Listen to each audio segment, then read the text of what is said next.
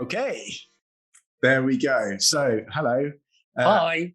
Hi, James. I'm Owen. I'm Upshot's creative director, and this is James. And I'll leave you to introduce yourself. Hello, my name is James. I am a brand and creative consultant. That's probably who I am these days. Yeah, for sure. Amazing. That's cool. So the gist of what we're doing here is we're going to start chatting to some charities about their branding and about design and marketing and things like that. So it's first worth saying that this interview is with James Reekie. It's not with his employer. So it's worth making sure that people don't think that James is suddenly their spokesperson officially and he doesn't get complaints or fired or anything like that. So worth clarifying that. But James, so the organisation you work for, Macmillan Cancer Support, I've done my research on this, done my homework. So founded in, and you'll have to correct me if I'm wrong, but 1911, I believe. Nod along. Sure, yeah, why not? Sure. At that point, they were the Society for the Prevention and Relief of Cancer. That is correct.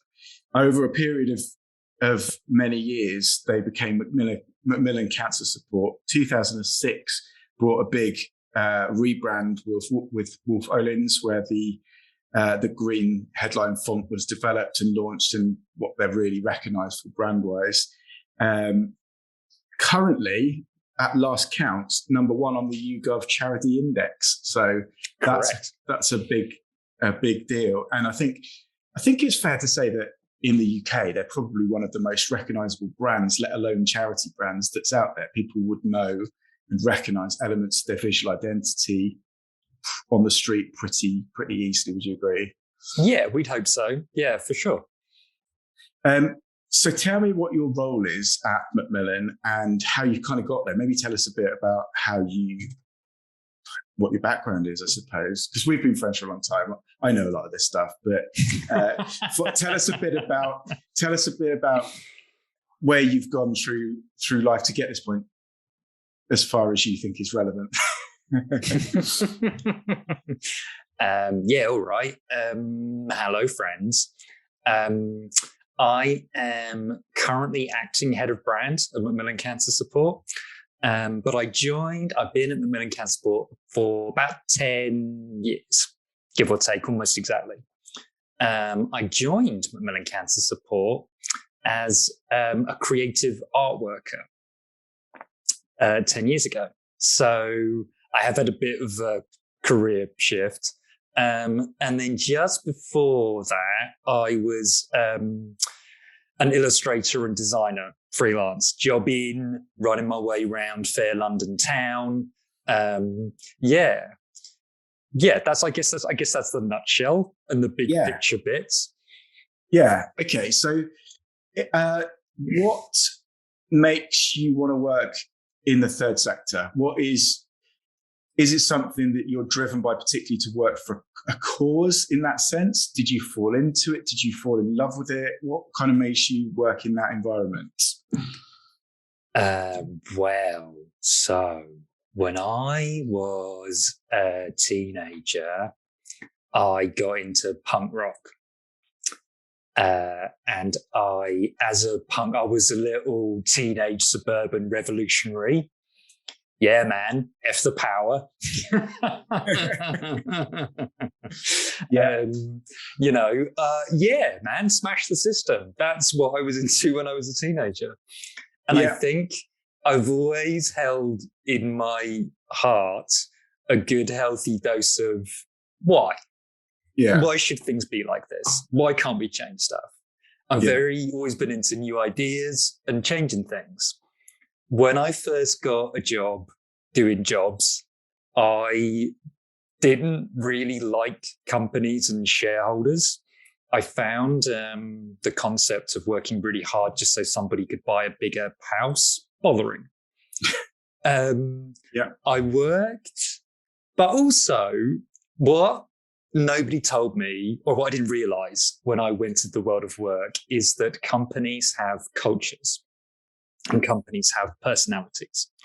and I would work in advertising agencies, and I would hate everyone. The culture did not work for me.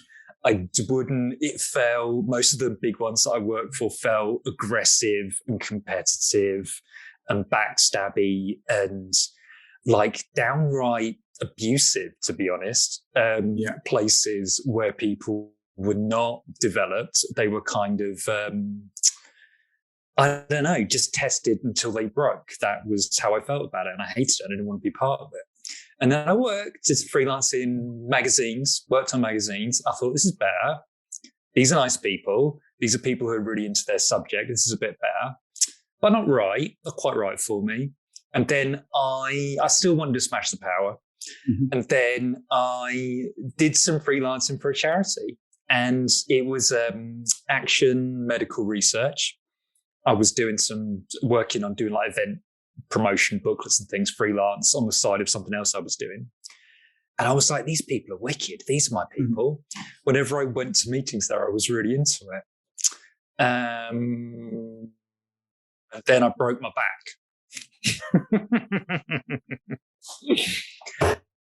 So this is kind of like, I broke my back. Yeah. So this is like a spider bite origin story moment for me. Yeah.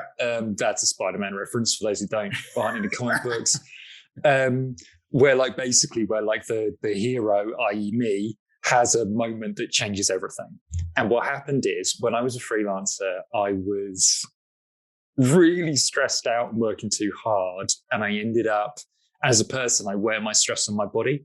So I ended up with chronic nerve damage in my spine. And I had to stop working for about 4 or 5 months. And I lost my mind. And what I realized is this wasn't working for me. It wasn't cut out to be a freelancer. I just wanted a job. And I thought charity. I love charities. Let's look for a charity job. There was a job going at Macmillan Cancer Support. It was something that I felt like I could do comfortably without pushing myself, because I was in a bit of a mess. And I applied for it. I got it. And that's how I came to work at Macmillan. It wasn't much more complicated than that at the time. But ever since I worked through those big green doors, yes, they are green, I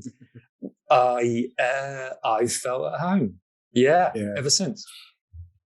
Yeah. So Macmillan does an awful lot of good in the world through their operations. What kind of, is there something about the cancer support world that draws you to work for them, or is it something you feel particularly passionate about, or is it more that you know that you're playing a part in something bigger? Like most people, I've had a cancer experience, not personally, but in my family. And sure. I think that's the thing. You know, when you're talking about cancer, either directly or indirectly, affecting something like 18 million people in the UK, like it's a big deal and it's a big issue. And I think without being too big bollocks about it, sorry, I was going to try not to swear, I failed already. I wanted to have a big impact. For me, I like working on big things. I like making a big difference. And I think, you know, and from that point of view, there's 5 big charities that I would choose to work for. So Cancer Research UK, Macmillan, British Heart Foundation, Oxfam, and take your pick from one of the other big ones, NSPCC, whoever you like. That kind of big, large scale impact is what I wanted to have. I think the reason why I think I click at Macmillan is because it's about what affects people every day. Yeah. So Cancer Research UK, the brand positioning is, and also our purpose position is, you have Cancer Research UK are trying to cure cancer. Brilliant. Good for you. Get on and sort that out. They're on it, I'm sure. Like, get on it. Yeah. Do it sooner. Like, I'm into that as a concept.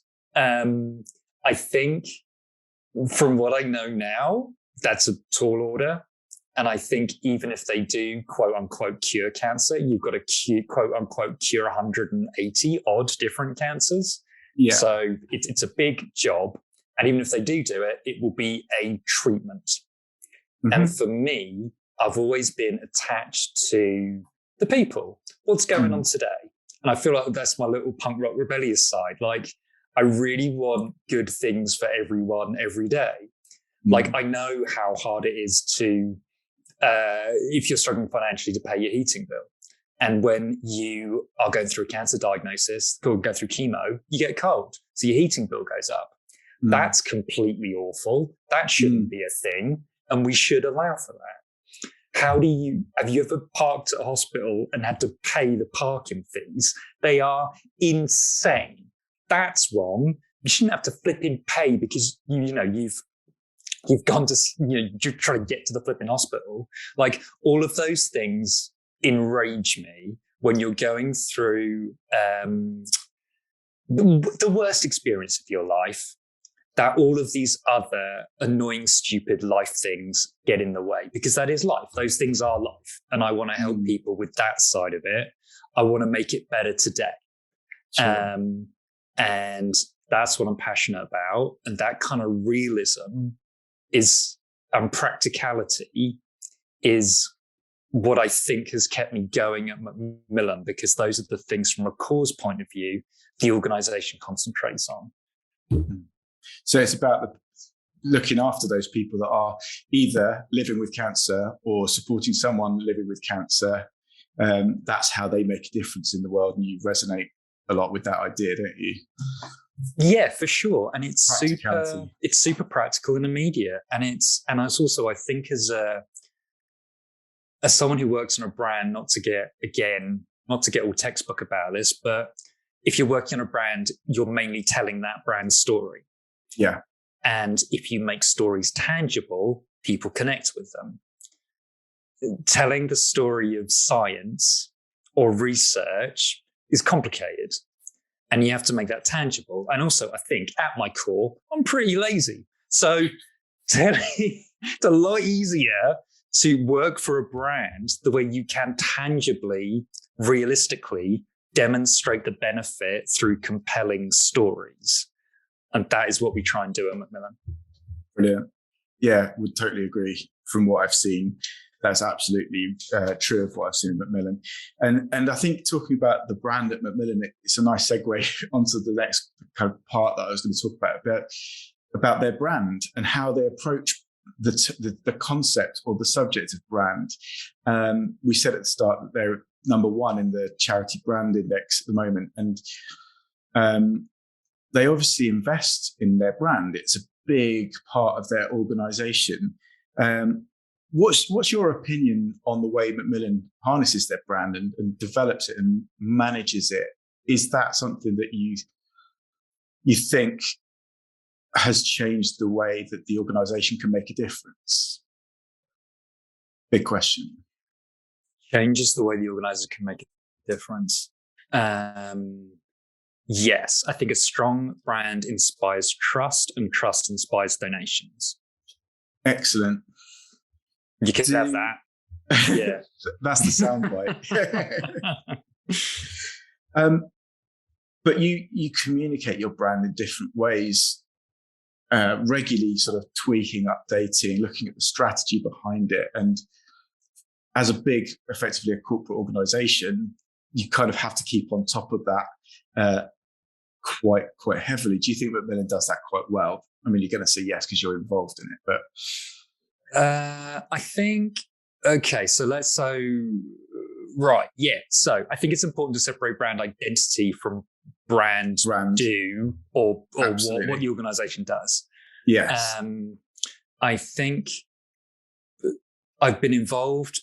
So I've done personally 3 brand identity refreshes at Macmillan.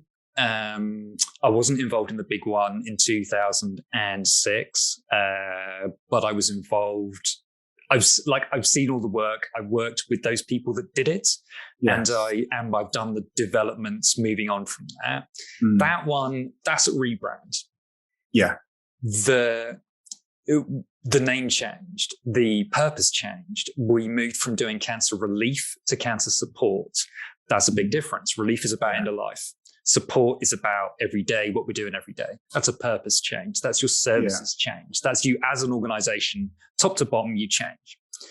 When that happens, the concept that brand is important was baked into the organization in its structure and in its culture. And that's never changed. And I've been so lucky to work for an organization where that work was done for me. So brand is involved at the highest level in every decision. And I think it's also because if you look at that time period between 2006 and 2015, we doubled income. Yeah. And I think you can put, and this isn't like 10 million to 20 million. This is 100 million to 250 million pounds of fundraised income. Yeah. I think you can. I'm not going to take over control of our fantastic fundraisers and say that what they do on a daily basis isn't incredible. But I think that you do an event because it's brilliant and you really want to do it, but also because you believe in the cause, and the brand is the cause. And then the experience you have on the event is that branded experience. We also know that 7 out of 10 people donate to Macmillan because they've had a good experience through treatment, or because someone they know have had a good experience through treatment. And so that consistent expression of the brand via its identity and its recognizableness, that's a word, sure. Through all those different situations, from the collection tin on the high street to the event you do to the hospital environment, you need to connect all those things visually, but also crucially, you need to have a good experience in each one of those things. Because if one of those things suck, then your brand sucks. So what we try and do as a brand team, first of all, we have an amazing starting point. The original identity that was designed in 2006, is incredible, iconic, done. However, it was designed before digital, let's be honest, and has a lot of challenges. And any old identity, there's a tension between heritage, recognition, and current trends and needs. And that tension takes strong leadership to look after. Because if you constantly follow trends, you're going to lose your recognition. But you need excellent enough assets that they can evolve through change and still be okay, and still be recognized, and people still to get them. If you look at, just to give an example, like a classic look, right, in fashion would be, say, a white t-shirt and a pair of Levi 501s. Right. This is a classic look that has stood the test of time for 60 years. People constantly wear this. Do they update it? Of course they do. They change the fabric of the jean. They wear them big. They wear them skinny. They wear old distressed ones. They have a baggy t-shirt. Sometimes you have a print on the t-shirt. Sometimes you don't. But the intrinsic bits are the same. And for me, that's what I've experienced at Macmillan. And sometimes they've been successful. Sometimes they've been haven't. But I think if you look at the DNA of the green and the logo, a very consistent application of those elements in the main has been hugely useful to the brand's growth over the last 15 years. Definitely. And I think I love that you kind of separate out brand and identity, because it's, again, from my experience with Macmillan, it's so thoroughly done in terms of what the brand feels like in the hospital environment versus in a Boots on the high street, or a fundraising coin collector, or something seemingly banal, but it all kind of holds together via the identity. You still just get a sense of what Macmillan stands for and does, and it keeps that kind of recognition going. As such a big brand with all those touch points, like so diverse, how do you manage that brand guardianship? How do you do that? Like, keep a track of that centrally when it's got hundreds and hundreds of different assets every however long to manage?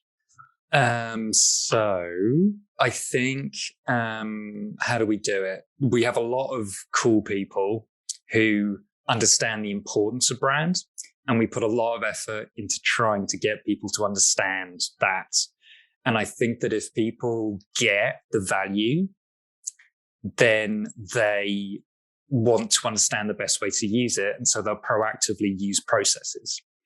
Processes don't fix anything, in my view. Like, sorry, everyone at Macmillan who works really hard on processes, because they do, but you've got to want to use the process. You've got to see the value in the process. And that's important. I think the other thing Macmillan does is it provides a lot of stuff for free. Now, that sounds weird as a charity, but we do invest in marketing materials. So we have, I'm not going to go into it too much here, but we have ways that any member of the public can get posters and stuff printed for free. We do, like, for hospital environments, we make signage for people for free if you need a sign. Yeah. It's kind of sneaky because you can have it for free, but it's got to be green. It's got to have the logo on it. Yeah. And what that does is it kind of allows us to get into places by stealth. And I have had conflict with other charities because when you're in my particular interest of mine is co-branding and partnership branding. And we enter a lot of projects in a co-branded space, especially in the hospital environments where there will be 4 or 5 trusts and Macmillan going in on something. And I've been in meetings with people where those other trusts will be angry with me. Mainly because their visual identities don't have the same strength or distinctiveness. And so they want more visual presence to stand out. But you can't do that artificially. It's a long term. You've got to get something really good and really distinctive. And what distinctive means is that you might not like it aesthetically. And I think some people struggle with that. Like, distinctive means standing out, and that means not looking like everybody else. And that means that, on your board of directors, half of them are going to hate it. It's about standing out. Rather than looking beautiful and fitting in. I think that's, that's an argument we always have a lot. I mean, like our typeface and the font, I always think about it as like monster slippers on a tuxedo. Like, it's really it's really out there and it's really big, and people always say things like, "Oh, I'd love something like that," and you're like, "Yeah, would you have approved it though?" Yeah, well, like, that's what I always sort of give a little bit of a pushback on when people say things like that, because I think to get a very distinctive anything through, it's going to be difficult. I feel like I've turned really hard. No, not at all. No, I love it. It reminds me a bit of the controversy of the London 2012 Olympics and the branding of that. Sure. Was distinctive. And I mean, I would say that more than 50% hated it than loved it. Oh yeah. I'm one of the loved it gang, but that's because I think it was distinctive. It was successful. It worked, and the context went out across everything so well. And I suppose what you're saying, is brand identity is there to grab the attention and draw it into the story of what's going on behind the scenes, and then last the test of time. 15 years so far, and it's hugely recognizable. Yeah, and I think that you've got to, it comes back to the brief, really. I think you've got to have, if you're in your business or your charity, first of all, you've got to get your services right. Yeah. Because, you've got to get a single-minded purpose of what you do. That's great. So you can explain it to people. And then the third thing is be distinctive. Yeah. It's got to be authentic as well. Like, that's what you mean about getting your services right. You can't create this brand that has particular characteristics that aren't really there. It's got to be rooted in truth and experience. And when a customer, people aren't stupid. People know when there's a big promise being made and then they realize it hasn't been met. That disrupts everything. So it's such a challenge to get that working from start to finish.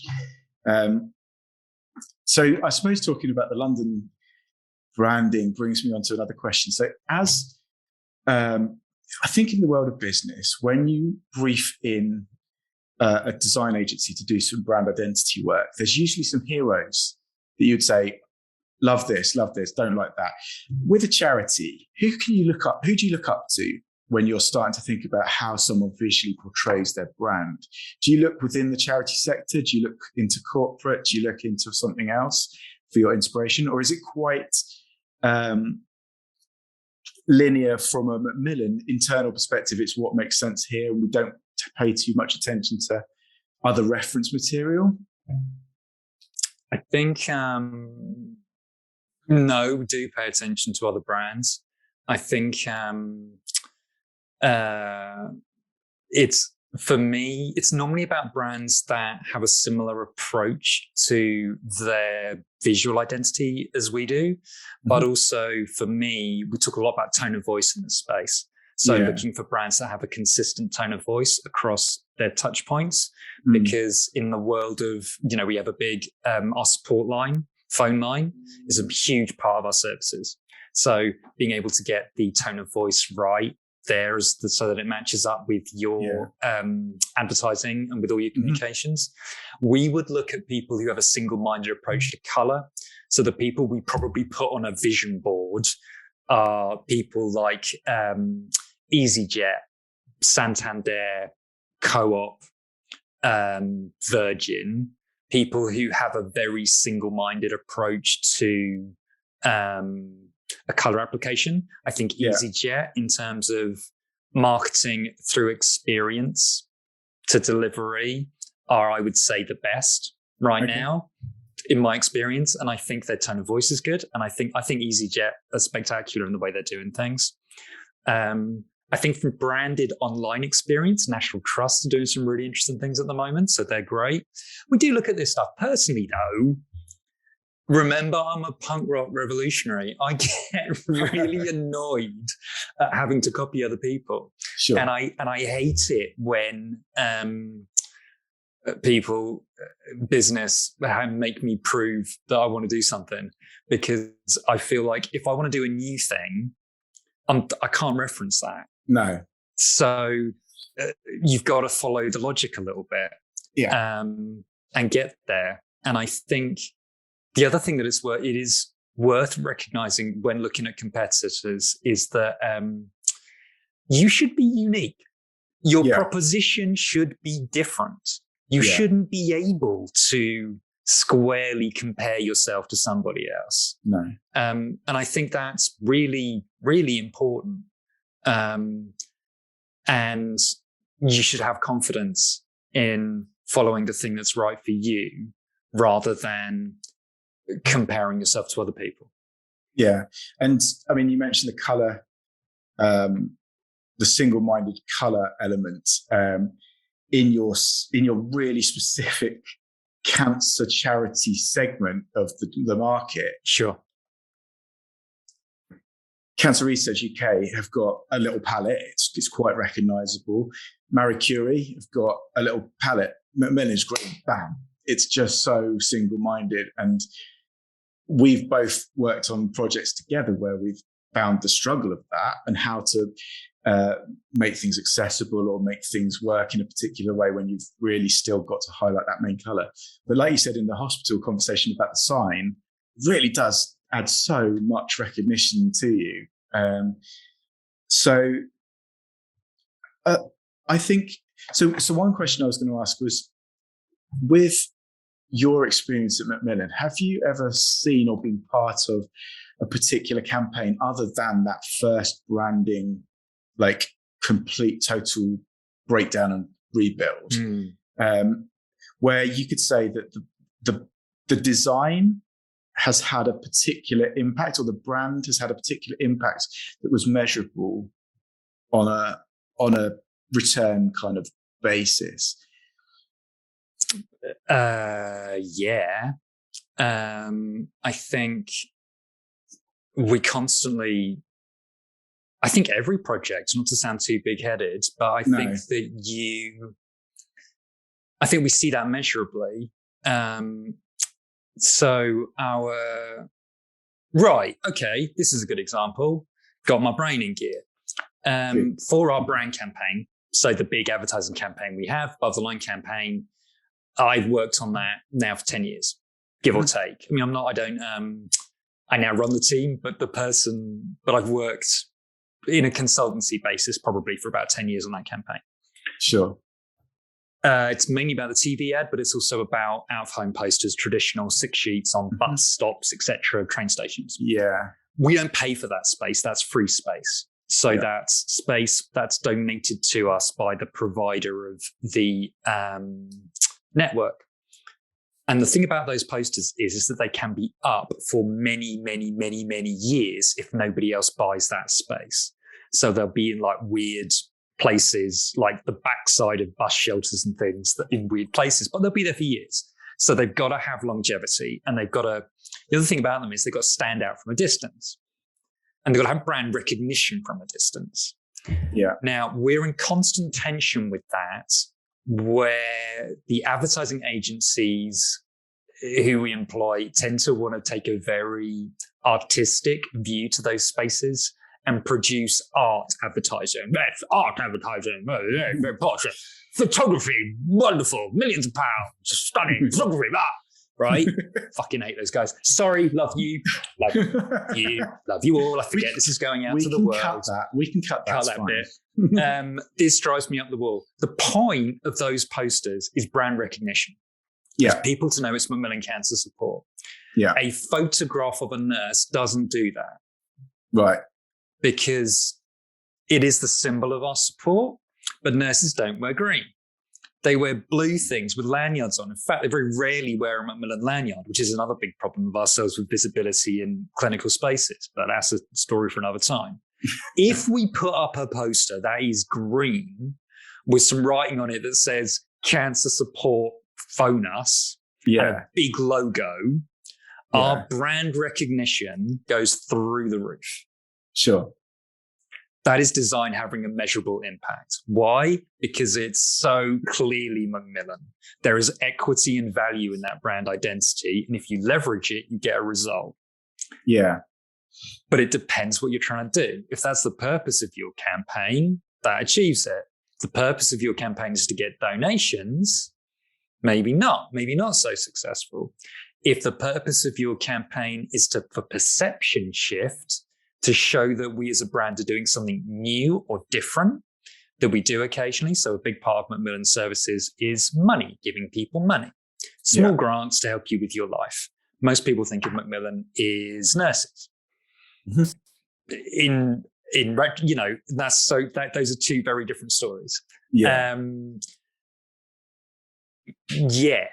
So that's a very good example of where doing a sort of traditional advertising, storytelling, yes, big photography, exciting, fine, but you're not going to arrest my attention from the other side of the street, and you're not going to remind me that Macmillan has a place in the world and have that wider impact. Yeah. And you can see why someone would want photography, because Macmillan's all about people, like you said. It's all about human interaction and making sure that those people get the support that they need. But what you're saying is that the depending on the point of the advert, what is the point of this advert specifically? We want to make sure people see green.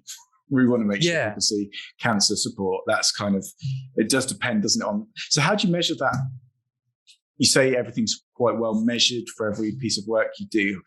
Is that a long-term measure that you just keep on top of, or do you actually measure each campaign, each rollout, or each poster sort of spot? The answer is yes. Okay. Everything is measured. We have a brand tracker, constant, always on research that's been running for 20 years. Yeah. And so that gives us very important information to determine stuff like that. That's how we know. And then each campaign is measured against that and tested on, so we know exactly what is the most successful ad we've ever had, and et cetera, et cetera. But anyone who's listening, data's wicked, but it is just some numbers. You've got to translate it into like the so what, right? It's like, oh, it went up 8%. So what? Why? What does that mean? What do I now do differently? Yeah. Yeah. Okay. So return on investment then. Yeah. Yeah, that's right. Design is so hard to prove a return on investment directly because it usually ties together a number of different factors, doesn't it? In a business, actually proving return on investment, you'll have to take into account other. So you were saying about the experience of someone running a marathon, almost like something like that for Macmillan. Great that the brand kind of. What am I trying to say? It's not just the design that's made somebody raise loads of money. It's the experience they've gone through. It's this, that, the other. How do you, as a charity, work to communicate the fact that you spend such a lot on marketing and brand and prioritize that so much, yet your income is 98% donation based or fundraising based? Sorry. How does the general public think, well, my money's not going straight to cause? Do you have that battle with public or with stakeholders internally? Is that, how do you get around that?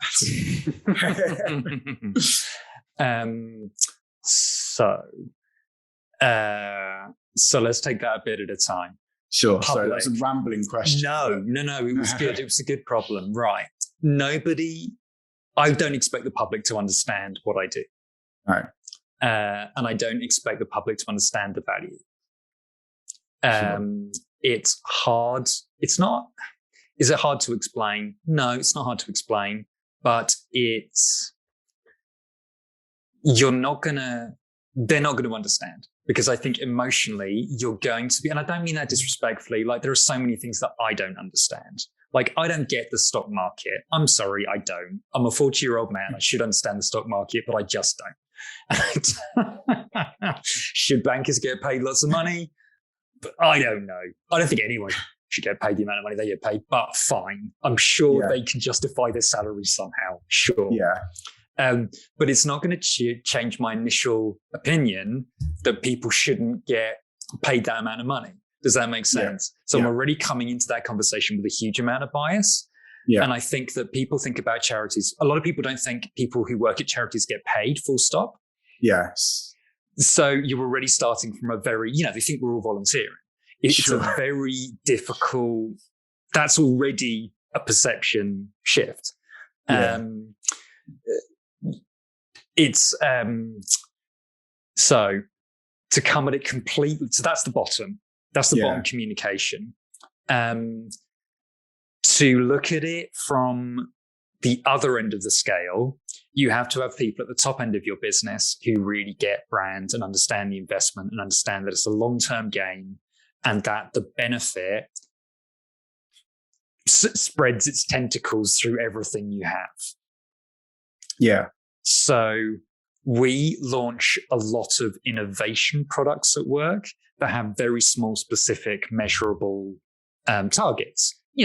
Spend $6,000, you've got to make 20. Okay. Sometimes we put those out unbranded. Okay. Because it might be something that we're not sure we want to attach ourselves to. It might be something controversial. Give you an example: boxing. Public hates boxing for some reason. Another part of the public absolutely loves boxing. So that was something we were toying with. And there was a lot of fear around brand reputational risk.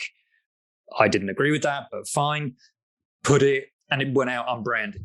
Now you put out another event that is core branded.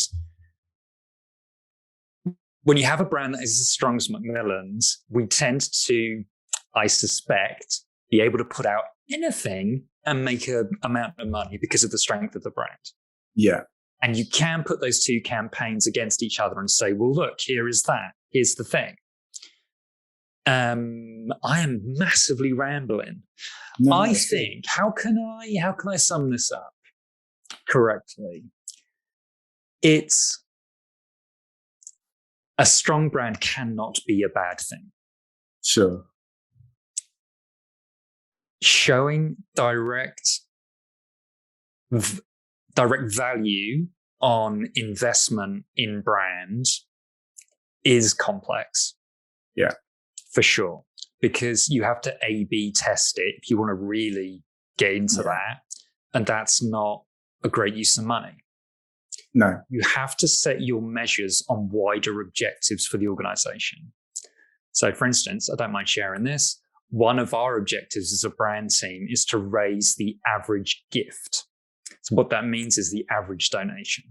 Sure. So our campaign has to increase that. And a lot of which makes sense, right? If you have a stronger brand, people are going to give you more money. Mm-hmm. Yeah. So you can make a direct link like that. And but you have to be sure that you're applying something consistently and you're telling that story really well and you're making great use of what you've got to see if it's actually making a difference. Yeah. I feel like I didn't really answer your question. No, you did. I think maybe I'll ask a sort of sub question. Yeah. That sort of stems from that. From your experience at Macmillan, what advice would you give to a small to medium charity from what you've learned in a massive charity that allows them to see the potential in how their brand can influence their operation and their impact, and to be able to measure that to a certain extent? What advice would you give to someone, either an established but maybe struggling charity or a new charity or cause? How would you advise? What, maybe one piece of advice? I'm not asking you to be a consultant for every charity here, but no, is there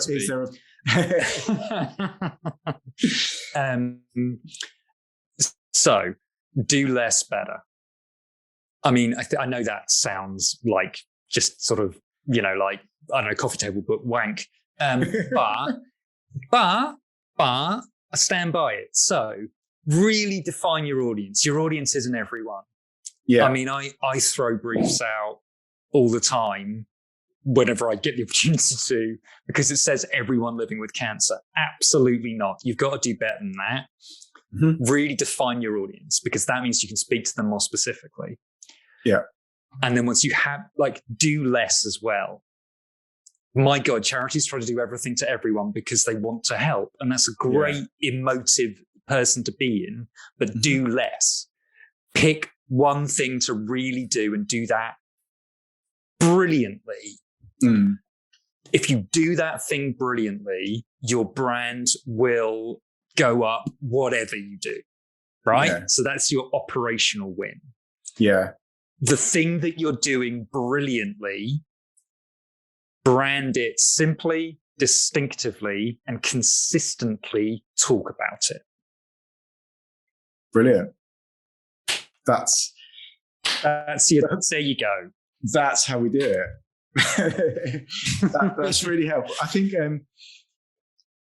that's really helpful because you've got so many irons in so many fires, you must be having to try and keep things simple all the time. And because you have got that distinctive brand, it must help. But you must run into trouble with it being misused. My biggest challenge is stopping people doing the same thing a little bit differently, and not misusing funds, but projects taking longer than they should because somebody's rewritten something we've already done. And that's a challenge that we're working on. And I say to people in the organization all the time, just copy and paste it off the website.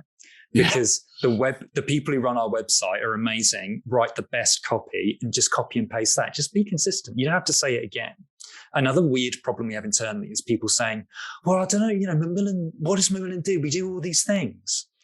And it makes me want to pull my ginger hair out because I say, we do cancer support. That's literally, it's in the name, it's in the logo. That's what we do. You can unpack that in various complicated ways, But keep the story simple. You don't have to explain everything Macmillan does. I don't know everything Macmillan does. It's way too complicated and confusing. Just talk about Macmillan, say we do cancer support, and, we do whatever it takes for people living with cancer, which is our brand line at the moment. But that's why we have a simple, plain English explanation of what it is we do.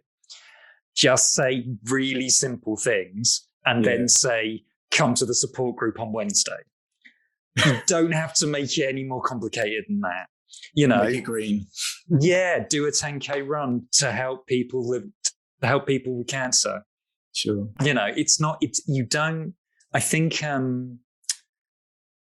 So as a person, I like really big picture thinking, and I like absolute nuance detail, i.e., do you put the comma there or there? Do you move this picture? Is it 110% or is it 112? Right?